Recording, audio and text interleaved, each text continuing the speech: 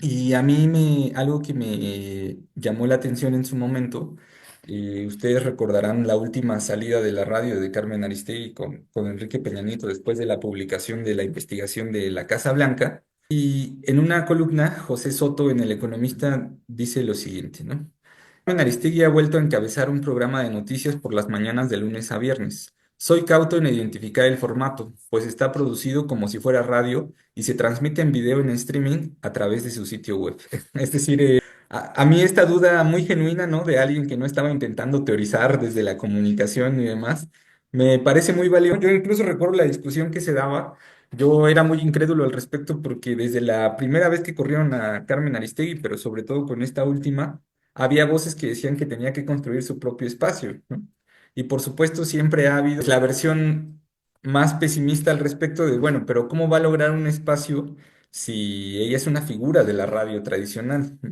Y en este momento está transmitiendo algo, pues en ambas vías. En su momento solo lo hizo desde su página web, apoyada además de su página de Facebook y su canal de YouTube, y a partir de ello, pues tú podías seguir el programa matutino que le ha distinguido en los últimos años, pero en los últimos tiempos que nos comenta el profesor Salvador, digamos que su esfuerzo está del todo acompañado por su participación en Radio Centro, ¿no? Que es uno de los grupos mediáticos pues, más importantes del país a la fecha, a la par de que sigue funcionando en su página web. Y en ese sentido creo que también el periodismo, yo cuando me han preguntado los alumnos cuáles son los principales, digamos, retos para el periodismo o las principales dificultades de ejercer el periodismo en México, pues uno es obvio y es la inseguridad, y el otro para mí es pues la posibilidad de ejercer el periodismo, porque en realidad lo que yo veo es que estamos participando de campañas de propaganda, ¿no? De un lado y del otro, es decir, la opositora y la oficial. Entonces, el caso de Aristegui, creo que, pues justo esa ya es más ontológica, ¿no? ¿Qué es ser periodista incluso, ¿no? ¿Qué es ejercer el periodismo?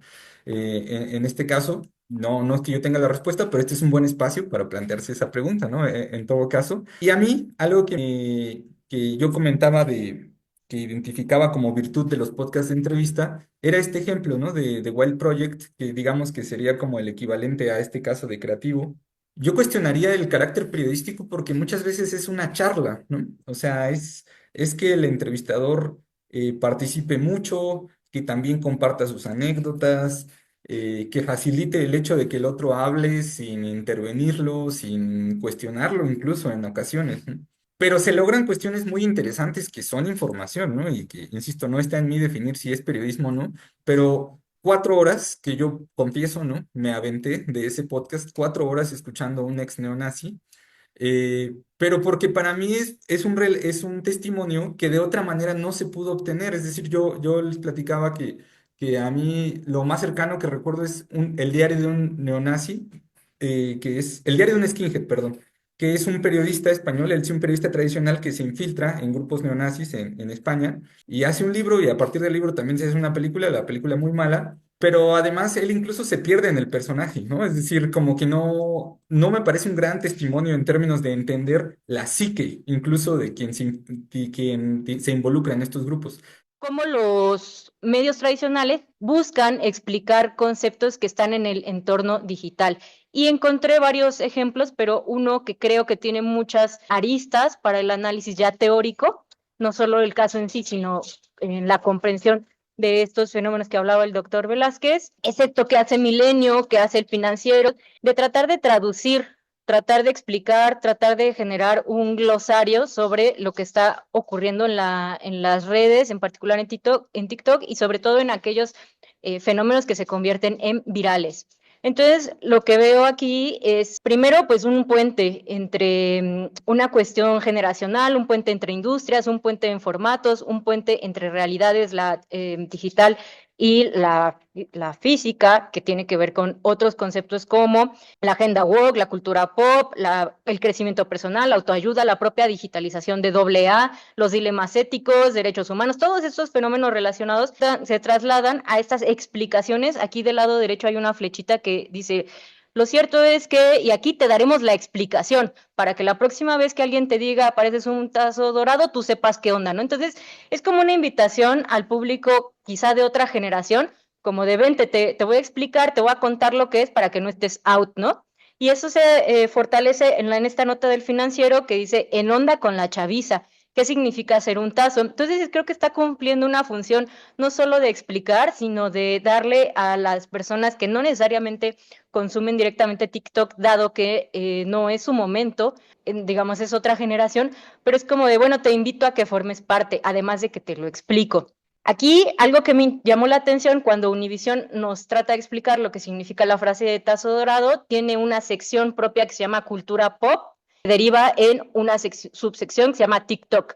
Es decir, los medios nos están explicando ya en sus propias estructuras y generando una división particular dentro de sus formatos. Y de forma muy interesante aquí nos dice, este tema ha generado así en forma indirecta algunos debates sobre si es ético o no, ¿no? Eso es muy interesante porque el medio no se está posicionando sobre si es algo ético o no, o si es una violación de los derechos humanos, sino que deja abierta la posibilidad de que alguien está cuestionándolo o alguien en redes, esta falta de responsabilidad para no asumir una posición. Otra belleza de este caso es que, hablando de lo que ustedes comentaban en la sesión anterior sobre esta dimensión económica innegable de los discursos, de la monetización, de incluso de los superchats y de toda la dimensión económica de estos nuevos discursos, hace 2 semanas la banda El Recodo de Cruz Lizárraga lanzó una canción que se llama Coqueto Tazo Dorado, y en el video participa el Chiquilín. El video se trata de eso, de toda la narrativa que se desarrolla en el TikTok y en la cuenta de la Patrulla Espiritual, pero llevada a otro formato que es una canción que tiene al día de hoy 1.8 millones de visualizaciones. De la viralidad hay una realidad que está sosteniendo estos nuevos productos que generan un discurso en los medios en sí mismos, es decir, creo que hay una complejidad interesante acerca de este caso en particular. Entonces, si la idea fundamental sería ir a las audiencias, lo que pasa con el interpretante global, aun cuando creo que no es posible hacer a un lado ni la fuente ni el contenido mismo, entonces quizá no sé si valdría la pena reflexionar sobre la importancia de, llámese como se llame, si es periodismo, si es otro término, tratar de enfocarnos en qué es lo que hace la población con lo que recibe, independientemente si le llegó por el Escorpión o si le llegó por Aristegui, o si llegó por el Heraldo, por Maca Carriedo, por Adela Micha o por quien fuera, ¿no? Porque a final de cuentas, el procesamiento de la información, como quien mueva los hilos desde la política o desde el espectáculo, de la propia industria mediática, está, o la mercadotecnia, el comercio, está sacando raja de lo que cómo la gente se está moviendo. Y entonces creo que un criterio así podría ser que efectivamente, pues de repente entre alguien que hizo un evento en la vida y con ese tuvo para hacerse famoso, o quien batalla todos los días y de todos modos no genera ningún tipo de influencia, ¿no? O sea, que lo que nosotros podamos ofrecer es, mira, para que tú sobre, bueno, quien nosotros pensamos que debe entenderlo, que son nuestros estudiantes principalmente, ¿no? Mira, pues tú, esta es la plataforma, esta es la red, y sobre esto, pues tú camina hacia donde tú creas que es conveniente, ¿no? Y yo aportaba un posible objeto de estudio, es el doctor Jesús López Almejo, pero hace incluso más periodismo que lo que puede aportar justamente cualquier otro periodista de estos que son como, conocidos como los opinólogos, pero realiza muchas veces labores mucho más periodísticas y más pertinentes porque él suele ir a las fuentes primarias sobre lo que se dijo, quién lo dijo, con qué intencionalidad, y lo contrasta con las reacciones también en redes sociodigitales, en la diplomacia común, posicionamiento de los comunicados, presenta las fuentes primarias y después hace una interpretación respecto de ellas. Y muchas veces el periodista, que está muy animado por las agencias de noticias, los cuales ya implican una mediación entre el suceso y el medio de comunicación, y termina siendo una información mucho más directa, no apela a las agencias de noticias, sino directamente a los actores involucrados, lo que han dicho, lo que han expresado en entrevistas,